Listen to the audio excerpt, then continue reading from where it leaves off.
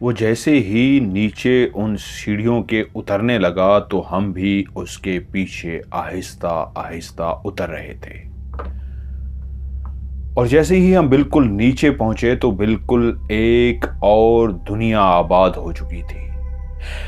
शमें, जिस तरह पुराने दौर में शमा जलाई जाती थी और उसको दीवार के साथ इस तरह लगा दिया जाता था कि वो शमा रोशनी का काम करती थी, ऐसे ही हम जब नीचे पहुंचे तो हमने देखा बिल्कुल हमारे सामने एक बड़ा दूर तक जाता हुआ रास्ता है और रास्ते के लेफ्ट साइड पे भी कमरों की कतार बनी हुई है, राइट साइड पे भी कमरों की कतार बनी हुई है।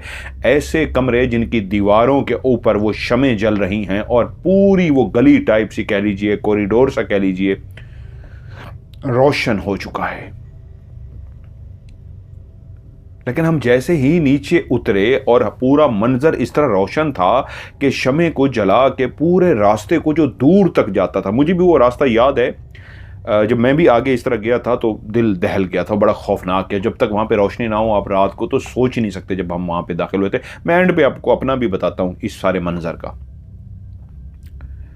वो कहता है जब हम नीचे गए तो तब हमारी निगाह पड़ी कि नीचे काम करने वाले जो लोग हैं वो इनकी तरह पैंट शर्ट पहने हुए नहीं हैं। वो इसी गांव के लोग हैं जिन्होंने लिबास बिल्कुल इसी गांव की तरह का पहन रखा था। उनके सरों पे पगड़ियां थीं, लेकिन उन्हें वो अपनी लाइटें जलाई हुई थीं। किसी किसी ने, जिसने कैप पहनी हुई थी, वरना अमूमन लोगों ने सरों पे पगड़ियां पहनी हुई थी। शमें जल रही थी और शमा जलने की वजह से बहुत ज़्यादा रोशनी हुई हुई थी। वो शख्स आगे बढ़ रहा था और हम रुक नहीं सकते थे। हम एक जगह से खड़े होकर दोनों देख ही रहे थे, मुख्तियार और अब्दुल-समद कहता है हम, तो वो एकदम से मुड़ा और बोला आ जाओ, और हम उसके पीछे आगे बढ़ना शुरू हो गए। अब हम आहिस्ता आहिस्ता आगे बढ़ रहे थे तो जो कमरे बने हुए थे लेफ्ट और राइट, उनके दरवाजे नहीं थे, वो गोल शेप के थे, बिल्कुल गोल जैसे बनाया जाता है। आगे दरवाजा नहीं था और ये कच्ची मिट्टी के जैसे बने हुए थे। और हमें उन शमाओं की रोशनी में जो नजर आया, उन कमरों के अंदर भी एक और रास्ता था, कमरे के अंदर एक और दरवाजा नजर आया। हम आगे बढ़ते गए और लेफ्ट और राइट हमारे कमरे ही कमरे थे। अब हम जेरे जमीन उस तय खाने के अंदर कह लीजिए, उस किले के अंदर दाखिल हो चुके थे, जहां कभी हम दिन की रोशनी में शायद चंद कदम दाखिल हुए हों। इस तरह नहीं कि आज हम चलते हुए आगे बढ़ रहे थे और कमरों की एक ना खत्म होने वाली कतार सी थी। वो शख्स हमसे बोला रुको, और एक कमरे के अंदर चला गया। हमने खड़े होकर अब बगौर इर्द गिर्द का जायजा लिया। हम बहुत आगे आ चुके थे और ये लाइन नीचे कहां तक थी। ऊपर किला तो एक बज़ाहिर तो बहुत बड़ा था, लेकिन हकीकत में जो नीचे किला था वो उससे कोई 10 गुना बड़ा था और इतनी दूर तक फैला हुआ था। और जब वो अंदर चला गया और हम इन्हें इर्द गिर्द का नजारा दिया तो बहुत ज्यादा इसी किला द्रावड़ के इर्द गिर्द रहने वाले जो बहुत सारे देहाती किस्म के लोग, गांव के रहने वाले लोग, ऐसे ही हुलिया के लोग अपना पसीना साफ करते, काम करते हमें नजर आए। और फिर कुछ देर के बाद जब वो बाहर निकला तो एक उसी कमरे जिसके अंदर वो दाखिल हुआ था, उसके अंदर एक और कमरा था, अंदर भी रोशनी जल रही थी। उसने हमें इशारा किया और वो हमें उस कमरे के अंदर ले गया। हम उस कमरे के अंदर दाखिल हुए तो उसके अंदर एक और दरवाजा था, और हम अंदर दाखिल हुए तो फिर से भूल भुलैया, फिर कमरों की कतार थी, फिर एक कॉरिडोर सा था। और हमें एकदम से एहसास हो गया यहां से निकलना नामुमकिन है अगर कोई रास्ता भूल जाए तो। जब तक कोई ऐसा मकामी, जिस तरह ये शख्स अब जानता था रास्तों को, और मकामी लोग भी मौजूद थे जो अंदर काम कर रहे थे, इनकी हेल्प ना हो तो आप बाहर नहीं निकल सकते। अब हम जिस जगह पे पहुंचे वहां पे भी सेम पहले की तरह कॉरिडोर था, लेफ्ट राइट कमरे थे और कमरे के अंदर कमरा था। हमें लेके वो अब चलता रहा, आगे बढ़ते रहे, और फिर आगे वो लेफ्ट को मुड़ गया। ये एक ऐसी जगह थी कि लेफ्ट और राइट कमरे थे, लेकिन आगे जाके ये गली सीधी तो जा रही थी, लेकिन लेफ्ट में भी एक गली टाइप सी बनी हुई थी। राइट पे कमरा था, उधर गली नहीं थी, सिर्फ लेफ्ट को एक टर्न थी, जैसे कमरे की जगह छोड़ दी गई हो और गली कह सकते हैं उसको। हम उसके अंदर दाखिल हो गए। चलते चलते चलते हम आगे राइट को मुड़े। कमरे ही कमरे थे, जहां जहां हम देख रहे हैं हमें कमरे ही कमरे नजर आए हैं। और मट्टी भी, ईंटें भी, कच्चे पक्के हमें कमरे नजर आए हैं। हम राइट मुड़े हैं तो आगे हमने देखा एक रास्ता जिसको खोदा गया था, दीवार थी जिसके अंदर खोद के गोल सुराख कर दिया गया था, वो उसके अंदर दाखिल हुआ, जिससे मुझे अंदाजा हुआ, अब्दुल समद कहते हैं कि ये रास्ता पहले बंद था, इन्होंने खोदा था और कई सालों बाद उसको खोदा था और उसकी ईंटें सामने पड़ी थी, मट्टी भी सामने पड़ी थी, लगता था ये बहुत पुरानी ईंटें हैं और पुरानी बंद की हुई जगह को इन्होंने खोल लिया है। वो झुक के उसके अंदर दाखिल हुआ और हम दोनों भी उसके अंदर दाखिल हुए। अब हमें टेंशन हो रही थी, मामा कहाँ रह गया, उसको भी आ जाना चाहिए था। जब हम अंदर दाखिल हुए तो ये एक बड़ा सा कच्चा पक्का हाल नुमा कमरा था और जहां हम दाखिल हुए झुक के अंदर तो देखा तकरीबन अंदर 10-15 लोग काम कर रहे थे, इस अंदाज में कि वो गांव के लोग थे, लेकिन एक शख्स जो बैठा हुआ था, एक मेज सी बनी हुई थी इस अंदाज में कि उसके ऊपर वो चढ़ के बैठा हुआ था। 4 टांगों वाली मेज नहीं, ऐसे जैसे तख्त सा होता है, तख्त की तरह की वो मेज नहीं, तख्ती कह लीजिए। उसके सामने टेबल एक छोटी सी रखी हुई थी, वो उसके ऊपर बैठा हुआ था और लोग काम कर रहे थे। और उसी लम्हे अभी हम दाखिल ही हुए थे, इस मंजर को देखा ही था, शमें जल रही थी, पूरा एक शहर आबाद था शमों की वजह से, कि उसी वक्त हमारे सामने 2 लोग एक बड़े सी संदूक को उठाकर लाए और उसी वक्त नीचे रख दिया। वो जो उस तख्त पे बैठा हुआ था वो एक मोटा सा शख्स था, उसने पैंट शर्ट पहन रखी थी, काली उसकी शक्ल थी, बहुत बड़ा उसका फेस था और काला स्याह था, सर उसका गंजा था। उसने हमारी तरफ तवज्जो नहीं दी और वो जैसे एक संदूक लेके आए, उन्होंने संदूक नीचे रख दिया और उसने कहा आखिरकार हम कामयाब हो गए। वो उर्दू में बोल रहा था, हम सराइकी में बात कर रहे थे। उस संदूक को लेकर लगता था कि ये पुराने दौर का कोई खजाने का ही संदूक हो सकता है। उस संदूक के ऊपर जो नक्शे निगार बने हुए थे, जैसा डिज़ाइन बना हुआ था, बहुत ही खूबसूरत था और दूर से उस संदूक को देख के लगता था कि ये कोई आम संदूक नहीं है, लकड़ी का बना हुआ था। उसने कहा खोलो इसे। उसके ऊपर ताला पड़ा हुआ था, पुराने दौर का ताला, जंग आलू ताला। ताला कैसे था? आम जो ताले हैं ऐसे नहीं, वो गोल सा ऊपर एक कड़ा सा था, उस कड़े के नीचे छोटा सा एक ताला नुमा था। एक शख्स आगे बढ़ा जो कुदाल टाइप उसके अंदर हाथ में थी, उसने वो मारनी शुरू की और ताला खुल गया। और उसके बाद जैसे ही उसका ढक्कन खोला गया, हम लोग भी हैरान रह गए, परेशान हो गए। वो वाकई खजाना था, शायद वो खजाने की तलाश में आए थे, वो खजाना ढूंढ चुके थे। और उसने जैसे ही देखा वो अपनी जगह से खड़ा हो गया और उस संदूक को देख के कि उसके अंदर इतने ज्यादा हीरे, जवाहरात और सोने के बने जेवरात थे कि उसने देखा और आगे बढ़ा और उसने जाके उनको उठाया और देखा, खुश हुआ और उसके अंदर डाल दिया। और उसने एक जोरदार कहका लगाया, ऐसा कहका कि वो पूरी जगह, वो हाल नुमा बड़ा सा जो कमरा था, वो गूंजना शुरू हो गया उसके कहके से। वो ऐसा जोरदार कहका लगा के हंस रहा था। कहका लगाते लगाते एकदम से वो मुड़ा हंसते हुए, उसकी एकदम से निगाह हमारे ऊपर पड़ी तो एकदम से वो चुप सा हो गया, वो हंसना भूल गया, रुक सा गया और बोला ये कौन है? तो वो शख्स जो हमें लेके आया था उसने कहा ये कहते हैं कि जी हमें इजाज़त मिली थी और हमने वहाँ से कहलवाया था कि ये है वो है और इन्होंने हमारे साथ आना था, तो इसलिए हम इनको आपके पास लेके आए हैं कि ये कह रहे हैं कि हमारी इजाज़त है और आपके इसका इल्म है इस बात का कि इन्होंने आना था। बोला नहीं, मुझे कोई इसी बात का कोई इल्म नहीं है और वैसे भी अब ये आ गए हैं, इन्होंने ये अंदर देख लिया है तो ये तो अब बाहर नहीं जा सकते। जिस राज से पर्दाफाश हो गया है इनके सामने, अब ये कैसे वापस जाएंगे? फौरी तौर पे इनको जेल में डाल दो। हम लोग दोनों डर गए कि भाई हमने क्या कर दिया, कौन सा गुनाह हो गया, हम तो सिर्फ अंदर ही आए थे। तो कहां से 4-5 लोग आए जिन्होंने बिल्कुल उसी तरह की, जो अभी पहले हमें नजर नहीं आए थे, जो हमें शख्स लेके आया था, उसी तरह के कपड़े पहने हुए थे, लेकिन उनके हाथ में बड़ी बड़ी कुदालें टाइप सी थी और 2 के हाथों में इस तरह के, जिस तरह पहले दौर में वो बादशाहों के दौर में तीर टाइप होते थे, जंग आलूद थे, लेकिन तीन लोगों के हाथ में जिस तरह आगे से वो तीर नुमा एक चूंच बनी होती थी, वो हाथ में पकड़ के खड़े होते थे मारने के लिए। तो वो 3 ऐसे लेके आए, बाकी 2 के हाथ में कदाल थी, इशारा किया चलो। और हम डर गए, हमारे पास कोई ऑप्शन नहीं था और इंतज़ार यही था मामा आ जाए। तो वो हमें लेके जो इस बड़ा हॉल नुमा कमरा था, उसी के ही कोने पे आगे, उस कमरे से दरवाजे किसी के भी नहीं थे, वो आगे दाखिल हुए और आगे दाखिल होके बिल्कुल सेम जो शुरू शुरू में हम जेल देख के आए थे उसी तरह की एक जेल बनी हुई थी। तकरीबन 2 राहदारियां गुजर के उन्होंने दरवाजा खोला, हम अंदर दाखिल हो गए, उन्होंने दरवाजा बंद कर दिया।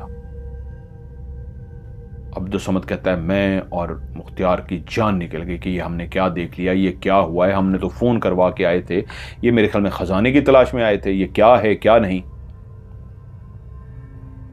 तो हम अब डरना शुरू हो गए कि करें तो क्या करें। अब हम दोनों परेशानी की हालत में वहीं पे खड़े हैं कि थोड़ी देर के बाद इस तरह की हमें आवाज़ें आना शुरू हो गईं जैसे कोई लड़ाई होती है और फौजें लड़ती थीं, तलवारें आपस में टकराते थीं, एक शोर व गुल पैदा होता था और चीखो पुकार होती थी, कोई लड़ रहा है, कोई मर रहा है, कोई गिर रहा है, कोई तलवार से वार कर रहा है। ऐसा एक शोर सा आया तकरीबन 15 सेकंड के लिए, लेकिन इतना ऊंचा कि हम लरज गए, हमारे दिल कांप गए और 15 सेकंड के बाद एकदम से खामोशी छा गई। अब जिस जगह पे, जिस कैद जेल में हम मौजूद थे, यहां पे कोई भी शमा नहीं जल रही थी, यहां पे घुप अंधेरा था। हमारी जान निकल रही थी, एक घुप अंधेरा, और यहां पे शमा भी नहीं थी। एक शोर सा सुनाई दिया, क्या करें कैसे जाएं। अभी हमें खड़े हुए कितनी देर वहां पे हुई थी कि हमने देखा हमारी टॉर्च वगैरह उन्होंने हमसे ले ली थी, कि हमने देखा कोई टॉर्च पकड़े हुए हमारी तरफ आ रहा है, और उस घुप अंधेरे में कोई दूर से भी आए तो टॉर्च नजर आ जाती थी। और उसी वक्त जब वो हमारे पास पहुंचे तो हमने देखा मामा और मामे के साथ कोई मकामी बंदा जिसने उसी तरह की धोती, कमीज, पगड़ी पहन रखी थी, उन दोनों के हाथ में टॉर्च थी और हमारी दोनों टॉर्च भी मामे के पास थी। वो हमारे पास पहुंचे और कहा परेशान मत हो। मामा बोला मैं आ गया हूं, परेशान मत हो। और उन्होंने गेट हमारे लिए खोल दिया, हमारी टॉर्च हमें दे दी, कहते हैं हौसला करो। हमारी जान निकलने वाली थी, हम दोनों बेहोश होने वाले थे। मामा ने कहा ये हमारे दोस्त हैं, उनका नाम बताया, उनका नाम ना बताइएगा, कि ये उनका नाम बताया कि ये हमारे दोस्त हैं, ये हमें मिल गए, ये मुझे भी लेके आए। तो वहाँ पे ये मेरे दोस्त से मुलाकात हो गई, तो उन्होंने आपके बारे में बताया, तो उन्होंने कहा उनको जेल में डाल दिया है। तो बाकी अच्छा, मामा जिस अंदाज में बात कर रहा था, हमें यह था कि क्या उस राज से मामा भी वाकिफ हो चुका है, तो मामे को कैसे छोड़ दिया। मकामी बंदा साथ है भी सही, तो उन्होंने क्या, तो मामा हमसे इस तरह बोला कि क्या हुआ है, क्यों डाला है उन्होंने तुम्हें जेल में। वो तो मैं उनसे भी बात करता हूं, लेकिन वो मुझे बता रहे थे कि वो जो आपके बंदे हैं उनको हमने जेल में डाल दिया है। तो मैंने पूछा नहीं है, लेकिन मैं आ गया हूं, बड़ा परेशान मत हो। अब हमारे अंदर एक उलझन कि हम जो देख के आए हैं इसका मतलब है फिर हम पकड़े जाएंगे।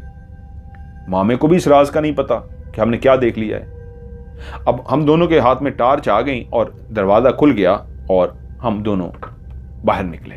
अब मामा और वो शख्स बोले आओ हमारे पीछे आओ। बातें करते हुए वो एक और रास्ते की तरफ जा रहे थे। यानी मुझे अंदाजा जो हुआ, या हो सकता है मेरा अंदाजा गलत हो, हम वापस जाने के बजाय आगे की तरफ बढ़ रहे थे। और वो शख्स मामे से बात कर रहा था कि बहुत कुछ है अभी यहां पे, लेकिन आहिस्ता आहिस्ता होगा, एकदम नहीं, एकदम हुआ तो नजरों में आ जाएंगे। ये हमें समझ आई, आहिस्ता आहिस्ता बात कर रहे थे। तो वहीं पे अब्दुल समद कहता है, मैंने कहा मामा ये जितनी भूल भुलैयां हैं, तो वापसी का रास्ता का क्या तरीका, बंदा भूल भी जाए वापस कैसे बंदा जा सकता है। तो वो शख्स जो मकामी था बोला इसमें क्या है, कहीं पे भी रेल की पटड़ी नजर आए ना, उसी के साथ साथ चलना शुरू कर दो, तुम किसी ना किसी रास्ते में पहुंच जाओगे। बस रेल की पटड़ी को याद रखना, ये रेल की पटड़ी इसी किले के रास्ते को भी जाती है कि निकलने का रास्ता है, क्योंकि जहां से हम दाखिल हुए थे आगे रेल की पटड़ी वहां पे पड़ी थी, ठेला भी पड़ा था। उन्होंने कहा इधर अगर पहुंचोगे तो तुम निकल सकते हो, वरना इस भूल भुलैयों से निकलना बहुत मुश्किल है। अब मामा और वो बंदा बातें करते हुए हम आगे पहुंचे, तो वो फिर से एक भूल भुलैयां उसी तरह के अजीबो गरीब, दरवाजे नहीं हैं और गोल सा बना हुआ है। चलते हुए एक जगह पे गए, अंदर दाखिल हुए तो वो शख्स मामे को कुछ दिखा रहा था। हमें मामे ने ऐसे इशारा किया कि तुम रुको, और वो दोनों देख रहे थे। तभी मेरी भी निगाह पड़ी, क्योंकि वो रोशनियां मार रहे थे और हम दूर तो खड़े थे, लेकिन नजर आ गया वो एक ऐसा कमरा था जिसके अंदर जैसे पुराने दौर के कोई बुत बना के रखे होते हैं, और एक मुझे बुत सा नजर आया, उसके गले में मालाएं पहनी हुई थी, सफेद कलर की मोतियों की जो मालाएं होती हैं वो मालाएं उसने डाली हुई थी, और वो बुत सा था और वो मामे को दिखा रहा था। और उसी लम्हे मामा और वो मकामी शख्स उस कमरे के सामने बुतों को देख रहे थे। हम पीछे खड़े थे कि एकदम से ऐसा शोर जो हमने जेल के अंदर सुना था, जैसे लड़ाई हो रही थी, 15 सेकंड के लिए आवाज आई थी, तलवारें टकरा रही हैं, ये है वो है, ऐसी ही एक आवाज आई, और उसके बाद एक भगदड़ सी मच गई। वो जैसी ही आवाज मामा और उसके साथ खड़े हुए बंदे ने सुनी, अभी तक बहुत सारे सवालात थे जो हम मामे से पूछना चाहते थे, लेकिन मामा उस बंदे के साथ मुसलसल बातें कर रहा था, इसलिए अभी हम पूछ नहीं सके थे कि मामा अलग हो और हम मामे से पूछ सकें, सिवाय उसके कि एक ट्रैक वाला रास्ता मामे ने बताया था कि वो जैसे ही हुआ तो वो शख्स एकदम से चौंक गया और बोला, लड़ाई हो गई, लड़ाई हो गई। और वो इधर उधर देखना शुरू हो गया कि उसी लम्हे जब वो हमने पहले आवाज सुनी थी लड़ाई की, जंग होने की, उसी लम्हे हमने आवाज सुनी तो तभी एक भारी भरकम कानों में आवाज आई, जैसे कोई इंतहाई जोर से धाड़ा हो।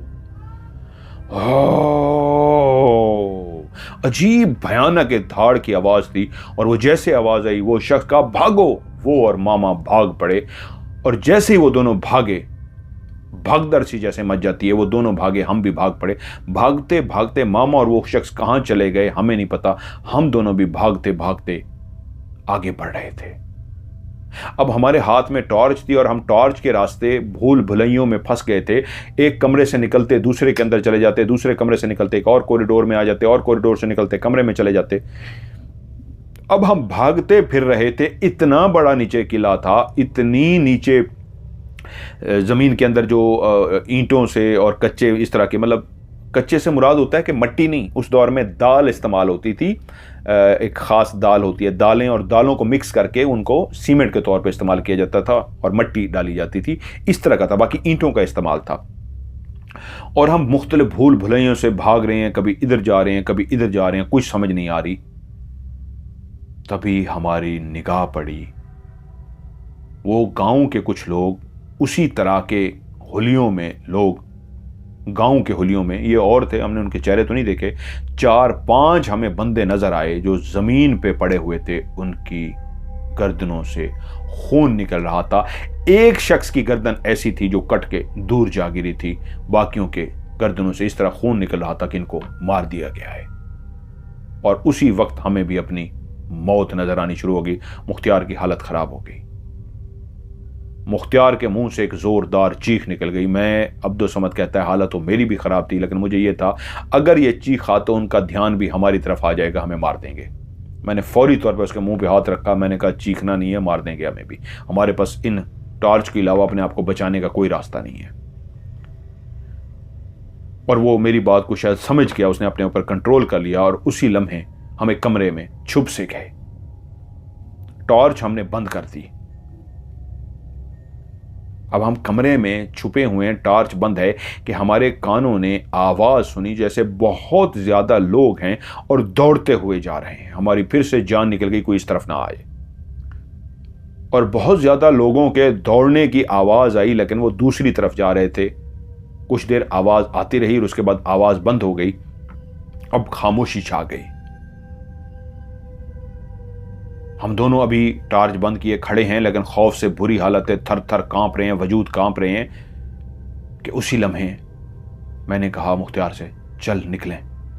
और हम जैसे ही बाहर निकलने लगे कि टॉर्च जलाएं, तो उसी वक्त अभी घुप अंधेरा ही था, हम निकलने का सोच ही रहे थे, अभी हम निकले नहीं थे कि टॉर्च जलाएं, कि कानों में आवाज आई और एकदम तेज रोशनी सी नजर आई,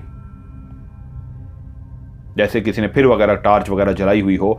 और उसी लम्हे हमें घोड़े की दौड़ने की आवाज आई। हम फिर से अपनी जगह पे रुक गए,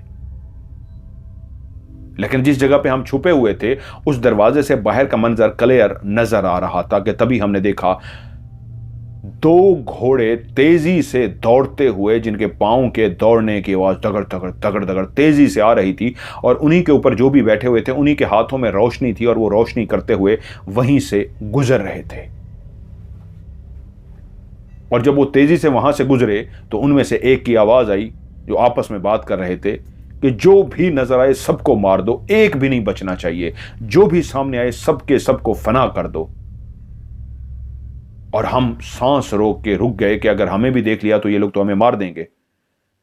कि उसी वक्त एक जोरदार चीख सुनाई दी।